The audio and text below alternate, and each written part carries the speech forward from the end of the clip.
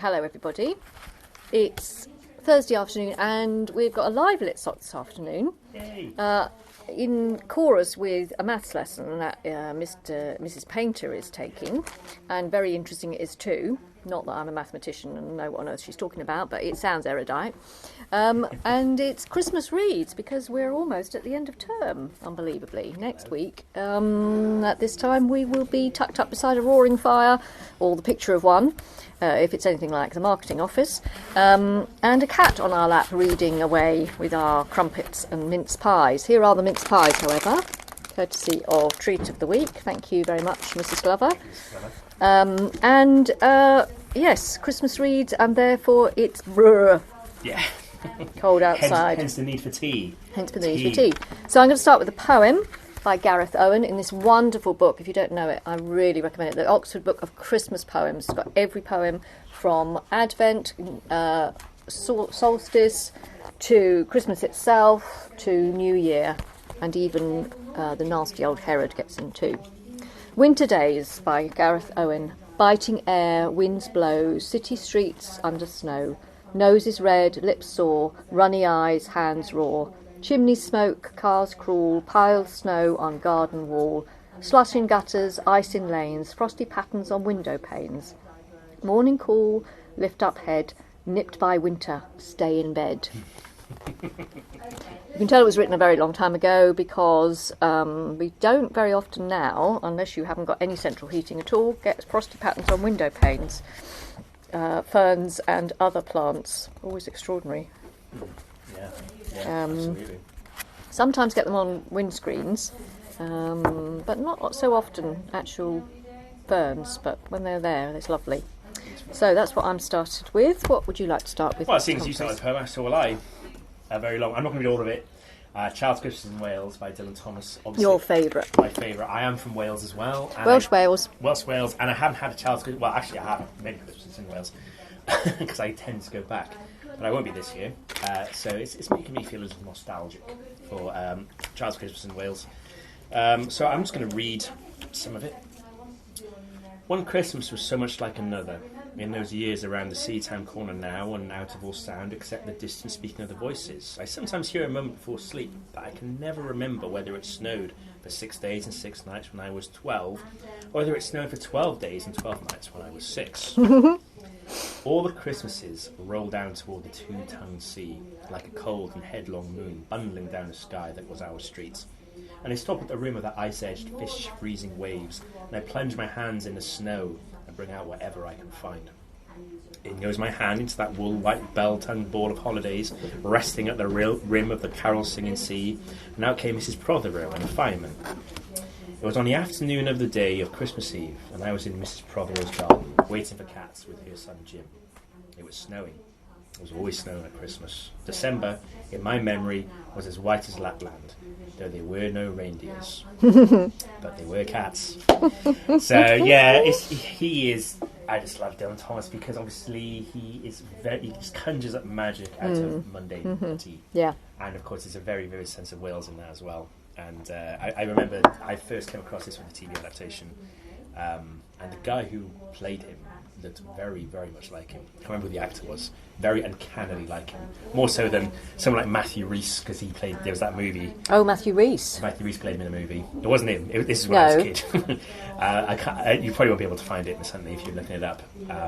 But he looks uncanny like him. So, yeah. Love this book. Child's Christmas in Wales. You ready to do another? Yes, I am.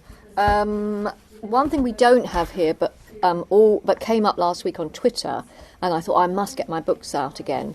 I think they've been republished. Anyway, is The Box of Delights and The Midnight Folk by John Masefield, who was long ago the Poet Laureate. And these are his books for children, and they star Kay Harker. And the famous phrase in it is, "The wolves are running." And Kay has to find the gentleman, whose name I can't remember now, who has the Box of Delights, which is a sort of puppet show, but much more than a puppet show, sort of time-travelling device as well. You read the Box of Delights? Did you see it as a child? It had Patrick Troughton in it. one of the doctors. One of the doctors, yes. Okay. So he was very, very special in it. Denham Elliott, Mathonwy Reeves, Gwyneth Davis. Okay. But when was it? What year was it? It was 1987. Okay. Denham Elliott, you would know if you saw him. Was Indiana Jones, isn't he? Yes, he's in yeah. Which part? I can't remember. But The last one. No, one. not the last one. The last but one. Indiana Jones and the Last Crusade. Last Crusade. Yeah. Which I still think it was the last one. Actually, he's in all. He's in all three of them. Actually, Is he? first three. Yes, because he plays the dean of the school. That's right. Yeah.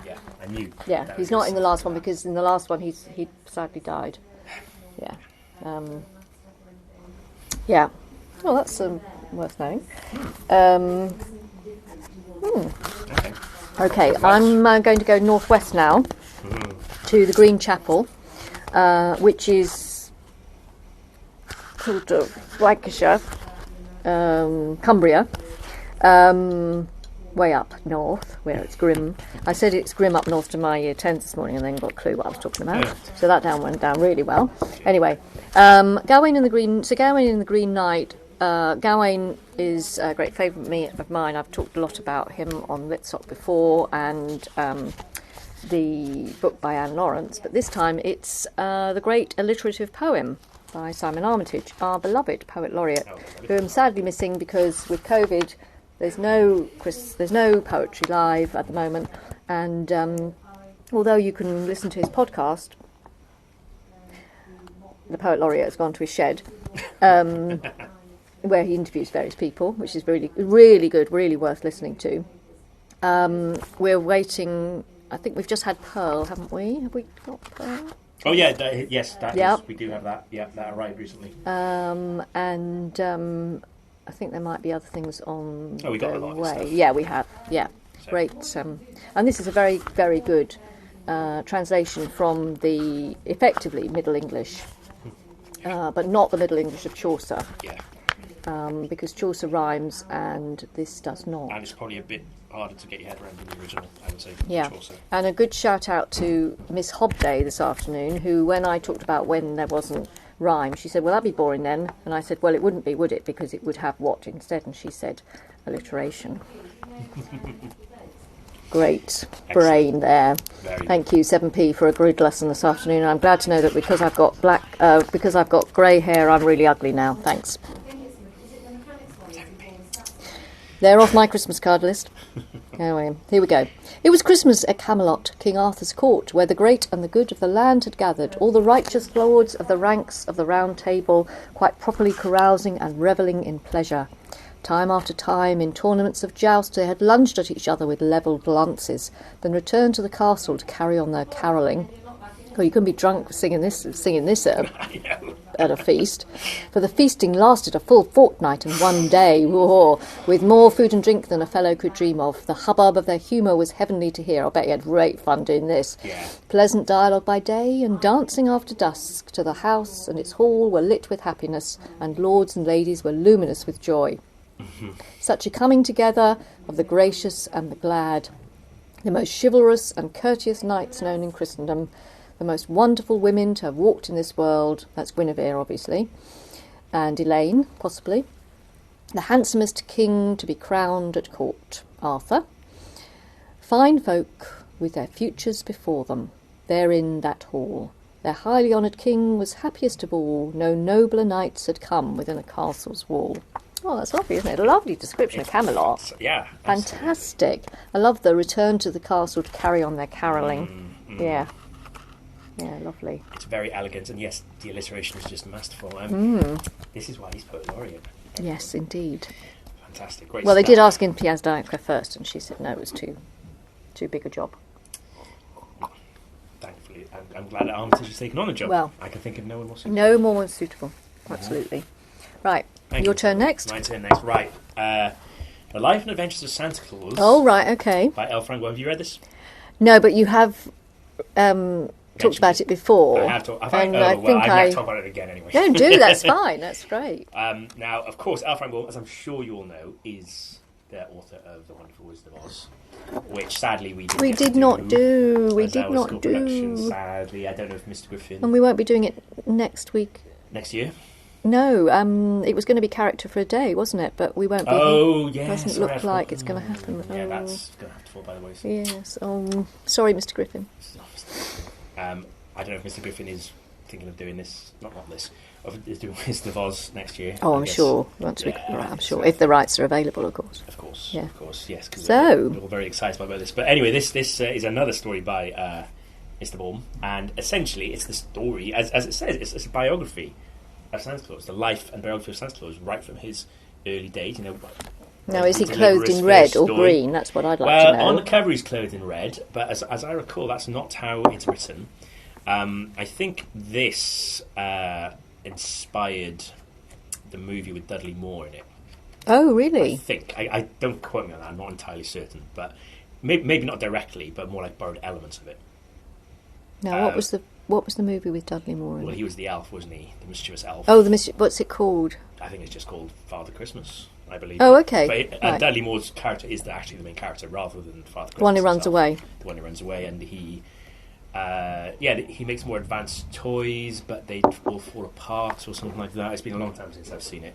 Anyway, so this is, as it says in the blurb here, it's a fantastical Father Christmas raised by a fairy queen in an enchanted forest, a mortal among immortals who Yes, we never think about where he comes from, do exactly. we? Because it's an origin story. Oh, an origin story, right. Yes, okay. And how does he come in? Why does he travel by night? Why does he use reindeer on his sleigh? Yes, why reindeer? Why reindeer? Now, I'm going to read. I would have thought they were the slowest, apart from cows, the slowest movers on Earth, wouldn't you? I think it's a bit harsh. I don't know if I'd go that far. They do gallop. I mean, they can gallop, but the great slow Christmas thing that they did was the reindeer sleigh ride, wasn't it? Yep. And just thinking of that movie, I do remember in one of the in earlier scenes, they are just riding it and this slow-moving reindeer before eventually, let's take to the skies. Now, this extract is from when they take out their first journey to deliver presents to the kids. Right. So this is about how he gets the idea then, and that sort of thing. No. I skipped that. I described a bit. Just read a bit. Oh, right. So basically, this Santa Claus is not St. Nicholas then. Oh, all right. Okay. Right. I'll just read. Okay, just read. I'll borrow it for Christmas. The deer liked it better. And I will start with that sentence. That doesn't help. Away and away they sped, on and on, over the hills and through the valleys and across the plains until he reached a village where Claus had never been before. Here he called on them to stop, and they immediately obeyed. But a new difficulty now presented itself, for the people had locked their doors when they went to bed, and Claus found he could not enter the houses to leave his toys. I am afraid, my friends, we have made our journey for nothing, said he, for I shall be obliged to carry my playthings back home again without giving them to the children of the village. What's the matter? Asked Flossie, that's one of the reindeer, by the way, rather than Dasher, Dancer, Prancer, Vixen, etc. So that... right, okay. We'll talk about that in a minute. Well, just remember this is a mythical reimagining. Not that Santa Claus is a myth, everyone. Well, those names might have been copyrighted, of course. Good point. 1902 this was written, incidentally. They might not have existed yet. Precisely. Again, not that these are myths, everyone. These are real. No, these are real. Glossy looks around at the houses. The snow was quite deep in that village, and just before them was a roof only a few feet above the sledge. A broad chimney, which seemed to Glossy big enough to admit Claus, was at the peak of the roof. Why didn't you climb down that chimney? Asked Glossy. Claus looks at it. That would be easy enough if I were on top of the roof, he answered. Then hold fast, and we will take you there, said the deer. And they gave one bound to the roof, and he landed beside the big chimney. Good, cried Claus, well pleased, and he slung the pack of toys over his shoulder and got into the chimney. There was plenty of soot on the bricks, but he did not mind that. And by placing his hands and knees against the side, he crept downward until he had reached the fireplace. Leaping lightly over the smouldering coals, he found himself in a large sitting room where a dim light was burning. I'll stop there. So, there you go. Now you know that's why he goes down the chimney. Because we all do lock our doors at night, after all. Well, yes, usually. Yeah, we do. So there you go, the life and adventures of Santa Claus. Obviously, so there's that, and there's other things that it covers as well, such as why he used reindeer, what was the first toy he delivered. It's and where is it set? Origin story. So where is it set? All around the world, obviously. Oh, all around the world. Okay, but right. If you mean where was his workshop, if I remember correctly, it's Lapland. It is Lapland. Okay. If I remember correctly. Right. Lapland, of course, is in Scandinavia. Well, Norway. So you're right, Scandinavia. Have you? I have not. I finished my podcast, Death in Ice Valley, and there was no resolution at all. It's still a mysterious death, and just nobody. The podcast worked. People across the world were sending in ideas, but nobody still has said, "Oh, yeah, that's my aunt, that's my cousin," anything like that. And the DNA was very inconclusive, funnily enough. And but I don't know if I told you they discovered that her isotope. They'd never done this before. Suggested that she was born in Nuremberg and then moved to the east and then came out and lived probably in Wales at some point. She might have been kinder transport. Might have been. Yeah. Wow. Yeah, really. Death in Ice Valley is this podcast I discovered last week on BBC Sounds about a most unfortunate woman who was found in a valley near this lake, and the case was never solved. And they tried this last couple of years and still haven't managed it. But it was very interesting, really interesting, but sad. Very sad. Okay. Right, let's have a bit of a change of pace and think about Agatha Christie or detective stories at Christmas. I know there's always a good time for Christmas for these, but this is Hercule Poirot. At the moment on BBC Sounds, Radio 4 Extra, they're running Murder on the Orient Express, which is one of my favourites. I think it's any Christie fan would rank that near the top. I would say. Yeah, if you don't know it, it is just brilliant. It is absolutely phenomenal. Any number of films, they're all got their own strengths. Even the moustaches of Mr. Branagh or Sir Ken. Sir Ken and his walrus stash. Yeah. David Suchet's is amazing. They made it quite late on in the series because they were trying to work out how to do it. Then I went onto the Orient Express website trying to think, I'd really like to do this, and discovered, of course, that as of the 1st of January we can't leave England, so that's the end of that then. Anyway, this is what Agatha Christie wrote in her foreword to The Adventure of the Christmas Pudding, which is actually only one of the adventures. Otherwise, it's The Mystery of the Spanish Chest, The Underdog, 4 and 20 Blackbirds, The Dream, and Greenshaw's Folly. Now, Greenshaw's Folly, I remember them doing with Fiona Shaw, I think. What? On the TV, yeah. I think it's a Miss Marple again, but anyway. Oh, right. Okay. This book of Christmas fare may be described as the chef's selection. I am the chef, says Agatha Christie. There are 2 main courses, The Adventure of the Christmas Pudding and The Mystery of the Spanish Chest. A selection of entrees, Greenshaw's Folly, The Dream and The Underdog, and a sorbet, 4 and 20 Blackbirds. The Mystery of the Spanish Chest may be described as a Hercule Poirot special. It is a case in which he considers he was at his best. Miss Marple, in her turn, has always been pleased with her perspicuity in Greenshaw's Folly. The Adventure of the Christmas Pudding is an indulgence of my own, since it recalls to me very pleasurably the Christmases of my youth. After my father's death, my mother and I always spent Christmas with my brother-in-law's family in the north of England, and what superb Christmases they were for a child to remember. Abney Hall had everything. Her family was quite well off, despite the death of her father, and she was very close to her mother. The garden boasted a waterfall, a stream, and a tunnel under the drive. The Christmas fair was of gargantuan proportions. I was a skinny child, appearing delicate, but actually of robust health and perpetually hungry. The boys of the family and I used to vie with each other as to who could eat most on Christmas Day. Oyster soup and turbot, that's a fish which actually was given at the dinner that Boris Johnson attended last night. Perhaps the less said about that, the better. Went down without undue zest. There's a very funny story in Lindsay Davis's Falco stories about a turbot. Turbots are enormous fish, by the way. And then came roast turkey, boiled turkey, and an enormous sirloin of beef. The boys and I had 2 helpings of all 3. We then had plum pudding, mince pies, trifle, and every kind of dessert. During the afternoon we ate chocolate solidly. We neither felt nor were sick. How lovely to be 11 years old and greedy. What a day of delight, from stockings in bed in the morning, church and all the Christmas hymns, Christmas dinner, presents and the final lighting of the Christmas tree. And of course we won't have Christmas hymns this year, which is very sad. We will all be virtual Christmas hymns.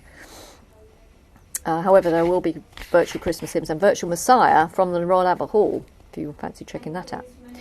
And how deep my gratitude to the kind and hospitable hostess who must have worked so hard to make Christmas Day a wonderful memory to me still in my old age. So let me dedicate this book to the memory of Abney Hall, its kindness and its hospitality. And a happy Christmas to all who read this book. Agatha Christie. That's nice, isn't it? Very nice. The Adventure of Christmas Pudding. Hello, Mrs. Horwood. Yeah. Thanks. I regret exceedingly, said Monsieur Hercule Poirot. He was interrupted. Not really interrupted. The interruption was suave, dexterous, persuasive rather than contradictory. Please don't refuse offhand, Monsieur Poirot. These are grave issues of state. Your cooperation will be appreciated in the highest quarters. Yeah, it sounds like the State Department. Sounds like the Home Office. You are too kind, Hercule Poirot waved a hand, but I really cannot undertake to do as you ask. At this season of the year, again Mr. Jesmond interrupted. Christmas time, he said persuasively, an old-fashioned Christmas in the English countryside. Hercule Poirot shivered. The thought of the English countryside at this season of the year did not attract him. A good old-fashioned Christmas, Mr. Jesmond stressed it. Me, I'm not an Englishman, said Hercule Poirot. My country Christmas, it is for the children. The New Year, that is what we celebrate. Ah, said Mr. Jesmond, Christmas in England is a great institution. I assure you, at King's Lacey, you would see it at its best. It's a wonderful old house, you know. Why, one wing of it dates from the 14th century. Yes, well, that probably means it's made of stone. And again, Poirot shivered. The thought of a 14th century English manor house filled him with apprehension. He had suffered too often in the historic country houses of England. He looked round appreciatively at his comfortable modern flat with its radiators and the latest patent devices for excluding any kind of draught. In the winter, he said firmly, I do not leave London. Which is interesting, isn't it? Because Poirot is in a very modern Art Deco flat. So is Peter Wimsey in the flat in Piccadilly. And then, of course, he ends up as Duke of Denver. I think sorry, when you were reading that, I think they have adapted that one for TV. Yes, they have. Yeah. Yes. They've adapted a lot of them. They have. Well, all the Poirots have been done now. Every single one. Every single one of them. Impressive. Including his death. Have you not seen that one? Oh, yes, of course. Yes. Curtain. I have seen that. That was... Which is really sinister. That one is very sinister and really very moving as well. Because the casting is so brilliant. And Hugh Fraser, who I adore, is back as Captain Hastings. And they're all back at Styles, which is lovely. Well, not so lovely, but you know what I mean. He is the definitive Hastings. Yes, he is, yeah. You know, everyone goes around. Simon Williams was him originally in the pilot, but then he wasn't available, so Hugh Fraser took over. Because everyone goes on how David Suchet is, you know, the definitive Poirot, but let's not forget Hugh Fraser's Hastings. Yeah. So, David Suchet's book about Poirot is really interesting, actually. It's really good. Hugh Fraser writes novels. Yes, he does. I haven't read any of them. I saw them when I was in a bookshop a while ago, when we still did go in bookshops. Yeah. Have you read any of his? No, funnily enough. I just found this out when I was looking him up to see whether he was still alive. Because I was worried that he wasn't, but he is. Good. Yes.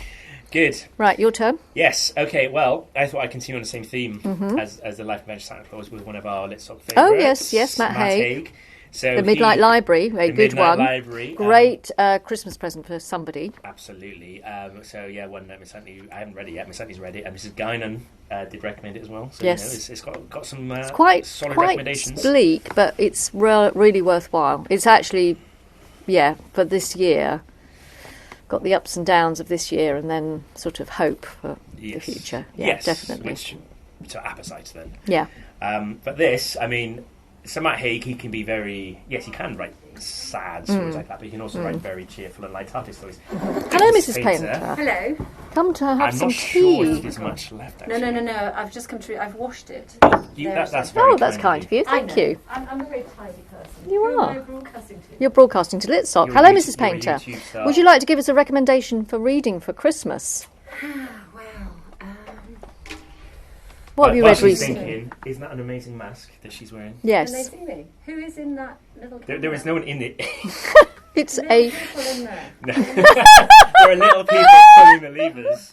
The elves are in there, Mrs. Painter, the elves. The Christmas elves. Little people are in there. The Christmas elves. Yeah. Yeah. Is Santa in there as well? Well, any minute probably. We're just trying to conjure him up with Christmas reads. Well, interestingly, I do like a P.D. James. Ah. But I have been reading her alter ego. No, not alter ego. I think she still writes under her own name, but it's not the old Adam Dalgleish. It's a young woman who runs a detective agency. Oh, Cordelia Gray. That's the one. Yes, I like Yes. Cordelia Gray Quite too, like Miss. them. Yeah. Although I've been a bit tired recently, so I've only been reading a few pages at a time, and they're quite long. So I'm slightly losing it with, Oh. with her. Never mind. I'm trying to think what else I've read. I do love a read. Think about what you're going to read over Christmas. I don't tend to plan ahead. I'll have a big binge on Amazon and download. sorry. Regency Kindle, Bookshop. Regency Bookshop. on my Kindle, and then I just plough my way through them. Mm-hmm. I've read some really good books recently, but I can't remember any of them. No. That's terrible, isn't it? Yes. In fact, if I could bring my Kindle in and look at them, I'd think, oh yeah, I remember that one. Can you access your Kindle on your iPad? Oh, that's a good idea. Actually, who am I broadcasting? You're broadcasting to It's Litsoc. going to be on the. It'll be on YouTube tomorrow. You're famous. You will be famous. Well, wait a minute. Let me have Mrs. Painter's gone to find her iPad While she's to doing check on that. her Kindle while she's doing I that. will talk briefly about. Oh no, she's coming back. No, she's coming back. It's nice to have visitors. It's nice. It is. Yeah, it is. It's very left there. So just must have Christmas family again. You know. Yeah, so I'd like to be broadcasting. Actually, do you want to sit? Do you want to sit here? Do you want to have the good chair? No, Well, come and sit in the good chair. No, I'm fine. Okay. I used to teach from this chair. Yes. Mr. Yes. she Miss did. Humphreys will remember. I used to Yes, teach I do. mechanics down here. Yeah. Years ago. Yeah, with the year 13s. I remember Yeah. it well. Last thing on What, you Friday. mean round the table? Yeah, there was only 3 of them. Oh, that's great. What a good And we idea. used to have all of those toys Mr. for Gibbons over did it as there on well. the table. Yes, We I used to know, use the them toys to are very demonstrate distracting. things. Brilliant. Mr. Gibbons When did I the same. retire, this is my retirement present. It's a bit low, this chair, though. Isn't I it? love it. We'll discuss that. It is a bit low, but I love it because When are it's... you retiring, or is that Well, not imminently. You understand. nothing you can commit to? Nothing I can commit to at the moment, no. Not with the cost of Miss house. Henley has made that chair her own. It's fair to say. So much so that the rest of us are a little bit Oh, I hesitant to can't sit in remember it. what one. Oh, hang on. Oh, I'm in. Email still going strong. Right, let's have a look. 15:43. Okay. Oh, I could have just gone to my Kindle, couldn't I? That's a bit silly. Am I running you out of time? No, again? no, it's all right. We've just got the meeting at 4, we need to be so mindful of that. we need to know. Well, we I have. just need to make sure I do this one quite quick. That's all. But we do want to hear from you, Mrs. Painter. There's all sorts of things also on the table while Mrs. Painter's trying Yes. to locate her Oh, best yes. reads for the year. 2 new books. Two new books. New reads. Excellent. So one called The Sun Stars Goodbye by Sally Nichols. She of Things Bright Girl Can Do fame. And it's set during World War One, Christmas truce, I think. And then this one, The Miracle on Ebenezer Street, I know nothing of. That's just the title suggests Scrooge. a Scrooge thing. Sells- George is about to spend his 3rd Christmas without his mum. Since she died, George's life's felt dull and grey. Then George stumbles across Marley's Curiosity Shop. Oh, Lots of Dickensian things lots of going on here. Dickensian. Oh, Dickensian's back on as well. Yes, watch by the it. looks of things. Fantastic. There he finds a mysterious snow globe. Oh yeah, watch my Dickens Litsoc as well. Yes, there worth George, seeing. There George can understand quite how appears to show a scene from George's past, a Christmas in which he and his family were together and happy. That night, George and Dad are swept on an adventure to the 3 Christmases, past, present, and future. Oh, okay. It's a retelling of a Christmas Carol. All right. Well, also there's lots of broadcasts of Christmas Carol, but the Old Vic, which we saw this year, is Andrew Lincoln as Scrooge, and it's a wonderful, wonderful rendition of the story with the most beautiful handbell music and singing. It's great. It's really lovely. Would you like me to share now? Yes, Yes, please. do. Okay, so these are the books that I've ordered. It's usually because I've read something that I liked in the past. So Uh-huh. I've got a new or a Lionel Shriver that I've never read Oh, before, yes, yeah. called A Perfectly Good Family. Uh-huh. If anyone's read that. She's all about families, that one. Sounds sinister, And Yes. then as ever. then there's a Tracy's Chevalier. Oh, yes. Single thread. Yes. Is it good? It's good, yes. Yeah? Yeah, I liked it. So that's on there. And Set then in I've got Winchester. 2 of these Cordelia Greys, A Skull Beneath the Skin. I Excellent. think that might be the one I'm reading at the moment. And then also, a little bit of a, popular culture here. I do like Leanne Moriarty. You Oh, know- I've never read any. Oh, well, she did Big Little Lies, didn't she? Oh, right, okay. No, I've not seen that. But and yeah, I think she did. And she's Oh, got so that's worth checking out then. this one's yes. called The Hypnotist Love Story. So Ah, that's on my okay. list to read. And also, I do quite like a bit of Jojo Moyes. And this one's called The Giver of Stars. So, and I also did read Richard Osman's. Oh, yes, my mum Murder quite one. liked it. What did you think? I thought it was interesting, but a little bit drab in the end. Right. She thought it was getting ready to be filmed. She felt. Probably, yeah. Mrs. It was Guinan. okay. It was Okay. Mrs. okay. Guinan hated it. Mrs. Guinan, did she? She said so to Okay. camera as I well. didn't hate it, but I've read better books. So none of those are particularly highbrow. That's okay. I No, like not a at bit all, of a it's fine. mixture. Yeah, we do.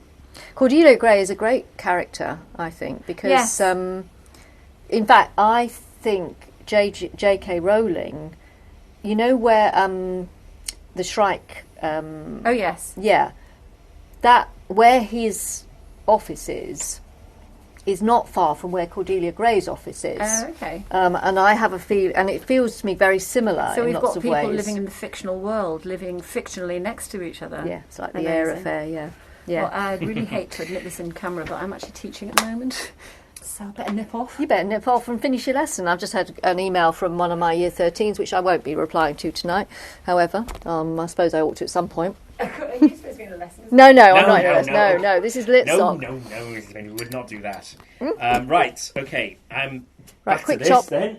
Quick chop, yes. So, Boys of Christmas, similar to Life Adventure Santa Claus, Mm-hmm. it is actually a Santa's origin story with a twist. Done with Matt Haig's usual deft light touch. Lovely illustrations. Oh, yes, So definitely. you go Route to the Far North, Yeah. map of Lapland, and interesting named towns. Classic Matt Haig things here. Oh, yes, a very a short short chapter with chapter, a long title in Untitled. which not very much happens. Typical Matt Haig, classic Matt Haig humour. And it starts with, you were about to read the true story of Father Christmas. Yes, Father Christmas. You may wonder how I know the true story of Father Christmas. I will tell you that you shouldn't really question such things, right? Not right at the start of the book. It's rude for one thing. All you need to understand is that I do know the story of Father Christmas, or why else would I be writing it? Okay, Throwing a right, gauntlet down. fair I like enough. It. I like it. So, also there's a companion book to it. Mm-hmm. The Girl Who Saves Christmas. Oh, right. Also worth the Okay. read. But I'll cover them in more depth next year, maybe. But yeah, Matt Haig, we all love Matt Haig. So Excellent. there we go. Okay. Back to Sally. Right, I'm going to think about snowy things now, and the best one ever is The Dark is Rising. Lots and lots of snow to the extent of driving everybody a bit mad. Then I found this on the shelf today, Frost Hollow Hall, Oh, Emma Carroll. winter 1881, in the middle of a frozen lake. A girl is skating. She's not supposed to be here. No one is. Not since Kit Barrington just drowned at Frost Hollow Hall 10 years ago. But the dead don't scare Tilly Higgins. The ice is thin, it cracks, suddenly she's under the water drowning. Near death, a strange spirit appears to her, a boy so beautiful, Tilly's sure he's an angel. But he's a ghost, a very troubled ghost, and he desperately needs her help. The perfect wintry ghost story, a perfect ghostly mystery for fans of Eva Ibbotson. Well, that's interesting, because I like Eva Ibbotson. The gates to Frost Hollow Hall loomed before us, and they were very definitely shut. I was talking about gates to my Year 13s this week, and thinking about Rebecca, which is also on the table, a good Gothic mystery for Christmas, definitely. Ghost Stories always a Think of good M.R. one. James, of course. Mrs. for Gladwin's M.R. James, very much her favourite. Mark Gatiss' favourite as well. Now, The Dark is Rising. So, it's not the first one in the sequence. It's the second one. Oversea Under Stone is the first one. And basically it's all based on the legends of and folklore of Britain and King Arthur, who you wouldn't think of as the Midwinter King, but in fact, according to Mary Stuart, that's when he was born. Midwinter. So, The Dark is Rising, by Susan Cooper. Now, this is quite old now. Oh, yeah. 1973. Yeah. Midwinter's Eve, and that is the 20th of December, Midwinter's Eve. Too many, James shouted and slammed the door behind him. What? Said Will. Too many kids in this family, that's what. Just too many. James stood fuming on the landing like a small, angry locomotive, then stumped across the window seat and stared out at the garden. Will put aside his book and pulled up his legs to make room. I could hear all the yelling, he said, chin on knees. Wasn't anything, James said, just stupid Barbara again, bossing, picking up that, don't touch that, and Mary joining in, twitter, twitter, twitter. You'd think this house was big enough, there's always people. They both looked out of the window. The snow lay thin and apologetic over the world. That wide grey sweep was the lawn. God, it's dark already. With the straggling trees of the orchard still beyond. The white squares were the roofs of the garage, the old barn, the rabbit hutches, the chicken coops. Further back there were only the flat fields of Dawson's farm, dimly white-striped. All the broad sky was grey, full of more snow that refused to fall. There was no colour anywhere. 4 days to Christmas, Will said. I wish it would snow properly. And your birthday tomorrow. So his birthday is actually on the solstice, December 21st. He'd been going to say that too, but he would have been too much like a reminder. And the gift he most wished for him on his birthday was something nobody could give him. It was snow, beautiful, deep, blanketing snow, and it never came. At least this year was the grey sprinkle better than nothing. He said, remembering her duty, I haven't met the rabbits yet. Want to come? Booted and muffled, they clumped out through the sprawling kitchen. A full symphony orchestra was swelling out of the radio. Their eldest sister Gwen was slicing onions and singing. Their mother was bent broad-beamed and red-faced over an oven. Rabbits, she shouted when she caught the sight of them, and more hay from the farm. We're going, Will shouted back. The radio let out a sudden hideous crackle of static as he passed the table. This is going to come up again. He jumped. Mrs. Stanton shrieked, turn that thing down. Outdoors it was suddenly very quiet. Will dipped out a pail of pellets from the bin in the farm-smelling barn, which was not really a barn at all, but a long, low building with a tiled roof, once a stable. They tramped through the thin snow to the row of heavy wooden hutches, leaving dark footmarks on the hard, frozen ground.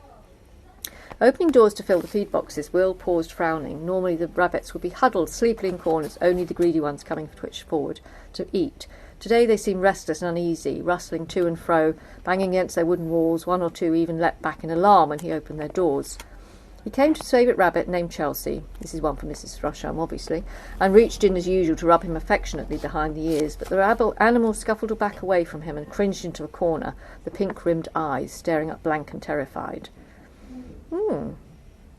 So strange things are happening, and they continue to happen to Will until he comes into his own. He will be 11 on the next day, and he is given a gift, a sign, and he has to get other signs because he's an old one, and that's part of the folklore. It's all set in the Thames Valley, further up from us here. The other thing I'll be reading, because I'm teaching Year 7 next term, is Cold Tom, which is all set between the worlds, and the stars come into it quite a lot, so that's good. And also, that I read earlier in the year, Piranesi by Susanna Clarke, which is between the worlds. And also, if you like gaming, this is one for you, because it's quite game-like.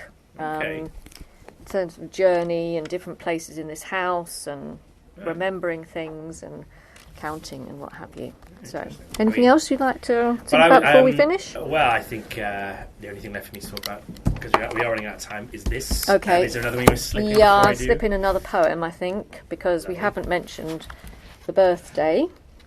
And the birthday is... Oh, there goes the bell. The 5-minute warning. Where is it gone?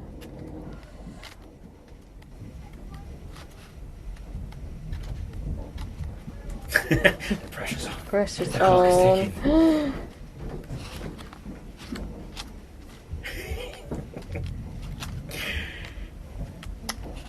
It's the...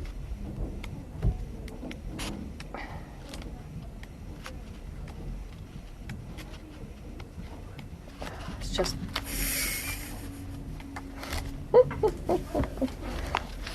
You know which one I'm looking for.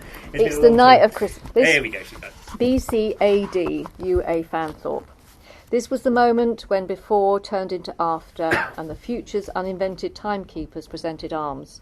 This was the moment when nothing happened. Only dull peace sprawled boringly over the earth. This was the moment when even energetic Romans could find nothing better to do than counting heads in remote provinces. And this was the moment when a few farm workers and 3 members of an obscure Persian sect walked haphazard by starlight straight into the kingdom of heaven. Happy birthday, baby Jesus. Hello, Milton. Okay, so as it has become customary, we are going to conclude Litsoc with the ending of the Christmas Carol. Indeed, yes. Which, of course, is the best-known Christmas story outside of the Bible, probably, I would say. So you all know the story. I need to tell you the story, but we're just going to read the ending because it is such a lovely, feel-good ending. Scrooge was better than his word. He did it all and infinitely more. And to Tiny Tim, who did not die, he was a second father. He became as good a friend, as good a master, and as good a man as the good old city knew, or any other good old city, town. City of London. Good old city, town, or borough, yes indeed, in the good old world. Some people laughed to see the alteration in him, but he let them laugh, and little heeded them, for he was wise enough to know that nothing ever happened on this globe for good at which some people did not have their fill of laughter in the outset. And knowing that such as these be blind anyway, he thought it quite as well they should wrinkle up their eyes in grins as have the malady in less attractive forms. His own heart laughed, and that was quite enough for him. He had no further intercourse with spirits, but lived upon the total abstinence principle ever afterwards. And it was always said of him that he knew how to keep Christmas well. If any man alive possessed the knowledge, may that be truly said of us and all of us. And so, as Tiny Tim observed, God bless us, everyone. Have a blessed, blessed Christmas. Merry Christmas. Keep safe. Stay safe. I will see you in the new year. Happy Christmas. Merry Christmas.